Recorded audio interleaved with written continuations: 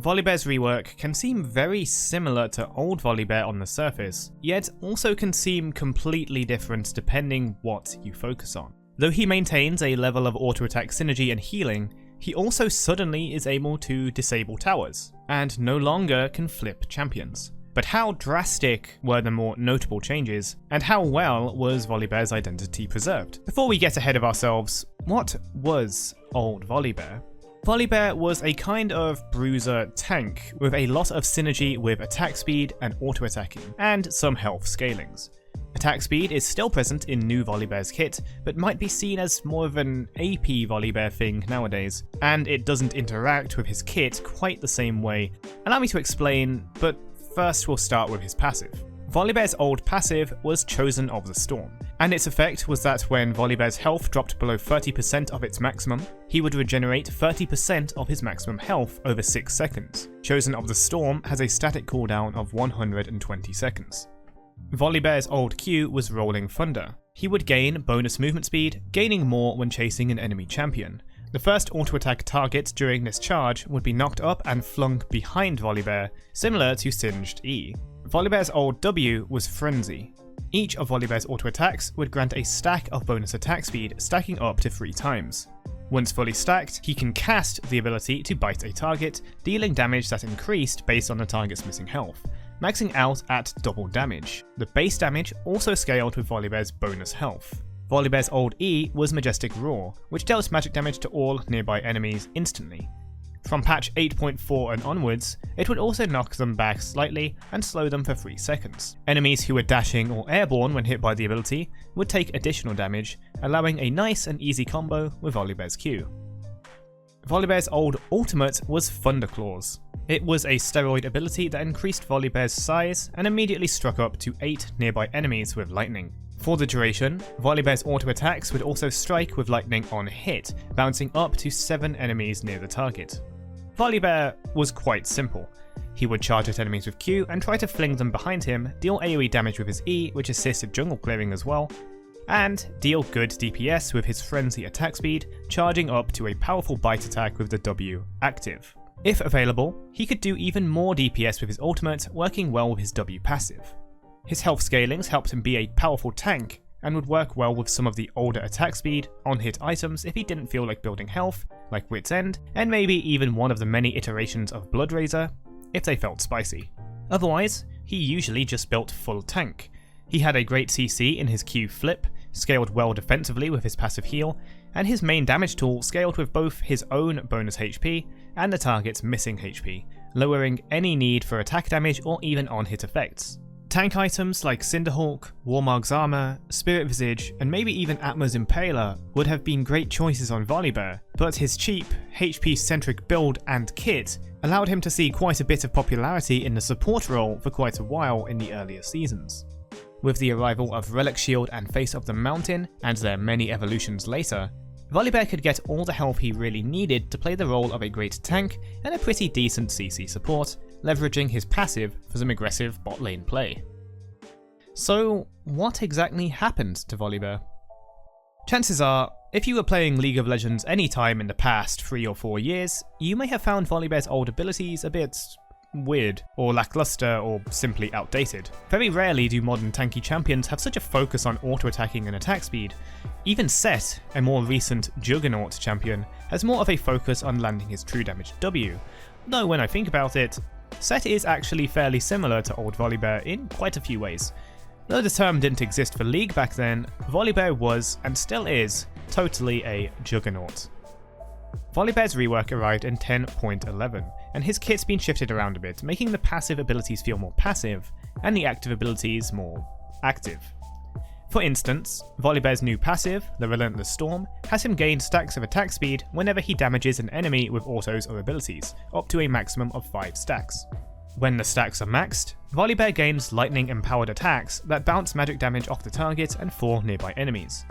In patch 10.23, the attack speed per stack could be increased by 4% per 100 AP. So this moves all of Volibear's attack speed and on-hit abilities, his old W and R, onto his passive, rewarding a sustained fight with his old R ability. It's worth noting that the base damage isn't too high on the lightning. On release, it only did 11 to 60 magic damage based on level. Even at level 4, it's still weaker than a level 1 Teemo's E or a level 1 Kayle's E passive. However, it did sport a 40% AP ratio, allowing it to become much more notable if someone did build AP on Volibear. Volibear's new Q is Thundering Smash.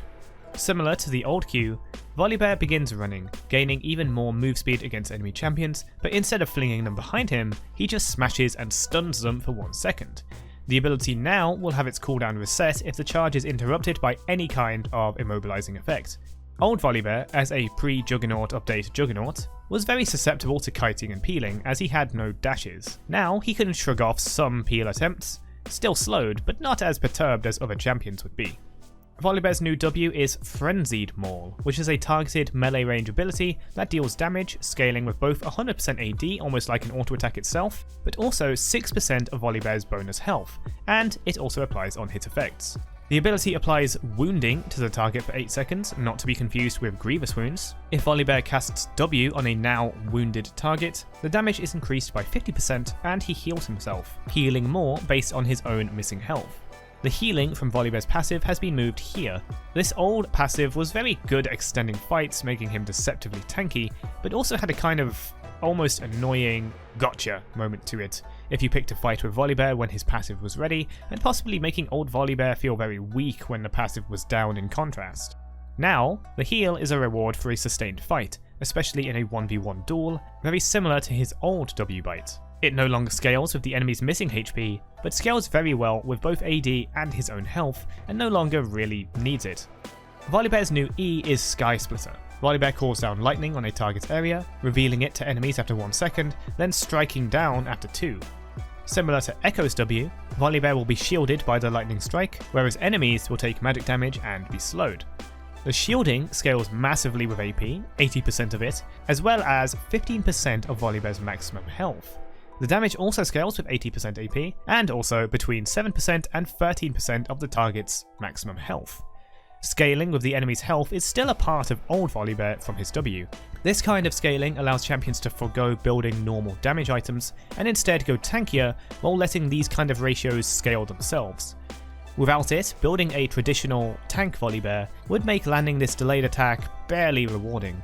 Old Volibear could absolutely get away with building nothing but health and tank stats, so I think this is very appropriate for him.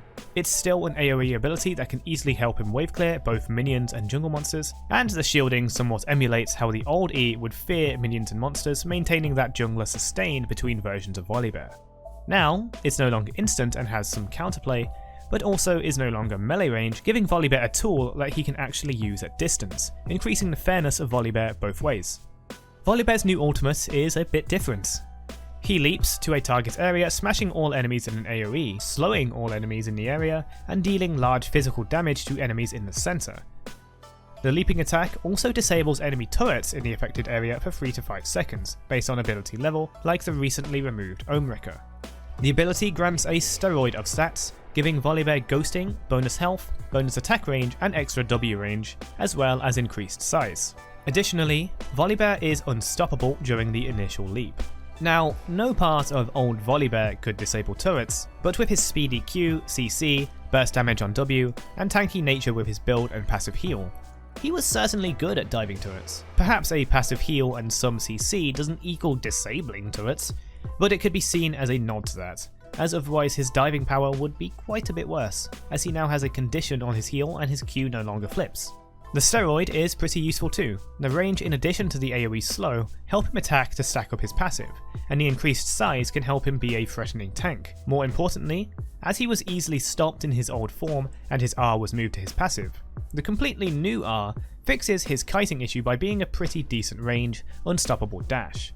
It isn't the fastest dash in the world, so it's not like he'll immediately be deleting people from a bush with no counterplay, but still is a massive help with the kind of issues old Volibear would have faced.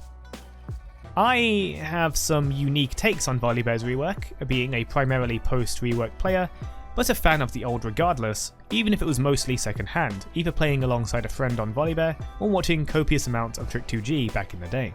Though to be straight to the point and honest, I think it is a wonderfully executed rework in terms of modernising him, fixing his gameplay issues and raising his skill ceiling, even if it does come with a bit of a riotism in the weird tower disabling ultimate. Though being stunned by Volibear now comes with a potential payload of destructive lightning, the Q move speed is actually lower now compared to before, with old Volibear gaining 15% at level 1 and new Volibear only gaining 10%. Speaking of destructive lightning, his E may be more damaging, but is now telegraphed, even telegraphing an intention to charge and stun you. And his W can be countered a little easier by escaping volley, as the cooldown is at a base of 5 seconds, usually much longer than it took for old Volibear to attack you 3 times. As for my strange opinion, all of new Volibear's abilities ring close to another reworked champion, or rather, pre-rework. I, occasionally on stream or off stream or just whenever, have referred to Volibear as the real Aatrox rework. He may not be amazingly auto-attack focused nor lifesteal off every third attack, and to keep this from being a drawn-out, hidden Aatrox rant from Cryo, as I think we've had enough of those, I'll keep it short. Volley has an attack speed passive, like Aatrox, a Q mobility and stun ability, a W healing and damage ability, a ranged E ability that is slow but rewarding to land, and a steroid ultimate that also increases range. All of these descriptions apply to both new Volibear and old Aatrox, and though they are fairly loose and vague, maybe this is why I'm so in favour of new Volibear. I'm not suggesting he's the old Aatrox you've been missing, but I have a ton of fun with him and think he's definitely one of the better reworks in League of Legends. But much more important is hearing from you. What do you think of Volibear's rework, and is he actually similar to old Aatrox, or am I completely insane? Whatever you think or want to ask, please do leave a comment down below. Shoutouts to the members OKJ, Nashbomb, Awesome Toyota, Light and AJG Beat 91. Thank you again for supporting the channel. Thanks again for watching. In the next one, we'll look at the rework released just before this one, and of a similar caliber, Fiddlesticks. See you next time.